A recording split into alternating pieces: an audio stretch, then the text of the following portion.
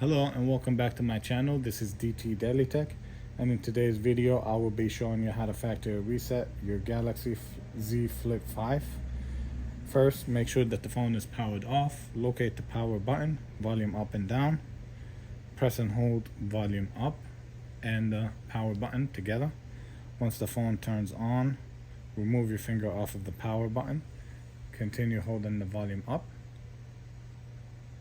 Once you see this screen, release your finger off of the volume up, scroll down to wipe data factory reset, press the power button to select it.